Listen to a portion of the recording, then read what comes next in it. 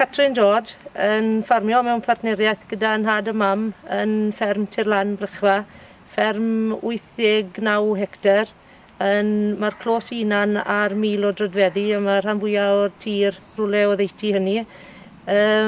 Diadell o 450 o ddefed magi, rhan fwyaf o'r hynny yn ddefed biwla sbecl, gyda chydig o dorset a texel cross wedyn i wneud y rhif lan i 450. Byddwn ni'n troi'r defed at y hwrdd, rhai cynhara, rhai texel yn mis Medi i cael wyna rhywle o ddeiti canol Chwefror, ond rhan fwyaf ohonyn nhw wedyn o dechrau genol mis Ydre er mwyn cael wyna yn mis Mawrth. Byddwn ni'n sgano wedyn yn Ionawr, a fydd rhan fwyaf, wel, bydd y defed sy'n cario doiau i gyd yn y mewn pryd hynny, a wedyn fydd y defed sy'n cario shingles wedyn yn dod mewn fel bydd lle yn y shed a nes i wyna yn mis Mawrth wedyn. Fel arfer bydden nhw'n cael beat pulp felly cyn bod nhw'n dod mewn i'r shed. Bydden nhw'n dod mewn i'r shed wedyn bydden nhw'n cael silage, hynny bydden nhw moyn i fyta yn adlibde.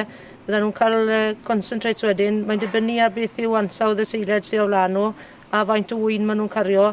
Fel arfer, maen nhw'n cael concentrates i ddechrau rhyw 6 wsnos cyn wyna, a wedyn cynhyddu hwnnw lan wedyn fwy pen 4 wsnos cyn wyna, wedyn faint chefswm wedyn o pethefnos hyd y dechrau wyna.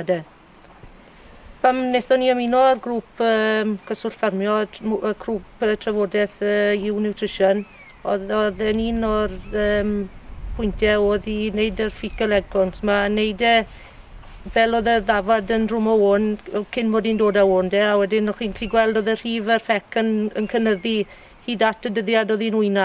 A wedyn o fyny mlaen wedyn, buon ni'n doson nhw wedyn wrth bod nhw yn mynd mas, ble oedd y rhif a'r ffec uchela, a wedyn oedd fel amser oedd hi'n mynd mas i borfa wedyn oedd y ffec wedi cwmpo, a wedyn oedd hynny yn lleihau yr bwrdwn ar yr o'n i bigo yr wyau lan hefyd.